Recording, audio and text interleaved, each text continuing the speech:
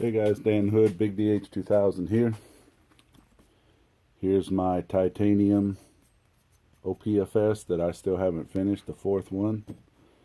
I got to talking to two of the guys that have one of these, and they were really interested in that Jorg Sprawl thing, as you've seen in my first video. So I've made one. We haven't, obviously I still got to sand and I got to shape, but the construction part of it, the main part of it is done. Okay, everything's in place.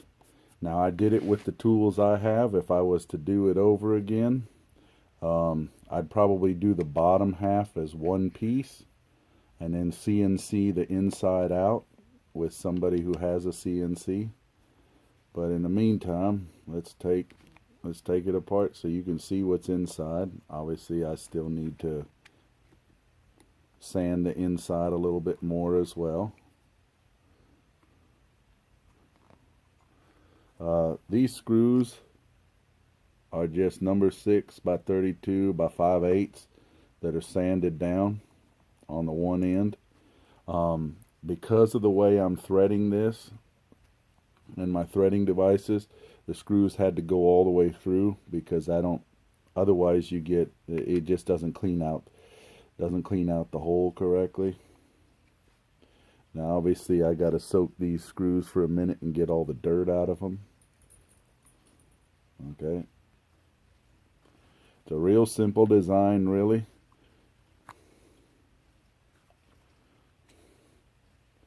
Okay, you have one piece attached, another piece attached, some sanding that needs to still happen in the middle. I did all the smooth sanding, so it's just mainly clean up a little bit. Okay, there's a peg in here that's an aluminum peg. If I was to CNC this, what I'd probably do is start with a 1/2 inch piece, CNC the whole top down to just leave this knob sticking up a little bit so that it can go in, because you really need it to support both sides so you don't get a place where this bows a bit and the thing can pop over. But anyway, hold on one second.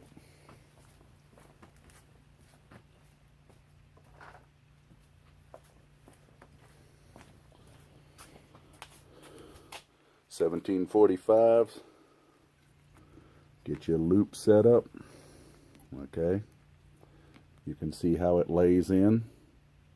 Okay, now obviously I haven't sanded the grooves up here yet, but this lays down on top. You can see it sits nice over that. Now obviously this will go together a little rough right now because it's still dirty from the work that's occurred on it. Okay,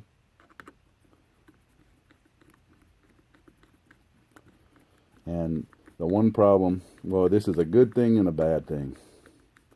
The screws are so small that you can only buy them in a 32 thread, which means you're turning forever. But that means there's a lot of threads holding them in place, so the chances of strip out are pretty slim, which is a good thing. Now, I did mess up one spot. Okay, let me get this in right. This screw, I messed up a little bit. When I was drilling the hole, I wasn't paying attention, and the thing wasn't perfectly level on the drill press, so the hole's a little cockeyed. Okay,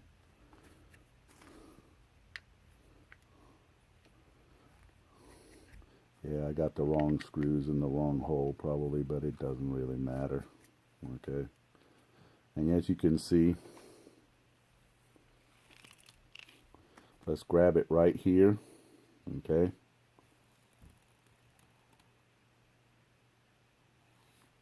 okay,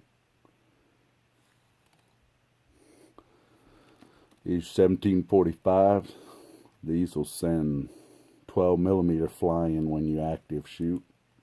And as you can see, it's way more than most people probably just need to pull. Pop! In the meantime, if your pouch is somewhere in here, as you can see, here, let me tie it in a knot.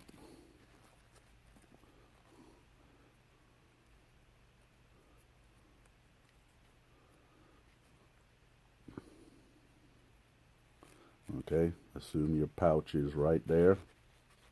Okay, as you can see, you want your pouch just far enough outside of this so that you can get your ammo in, hook your ammo, okay, without getting caught on this, right? You can see, you can hook your ammo in quick. I'm just using my finger, hook my ammo in quick, pull that sucker, and you're good to go. So you want it to stick up probably about a ½ inch worth of hose and a nice ammo pouch, and hook that sucker and go. And, okay, and in the meantime, as you can tell,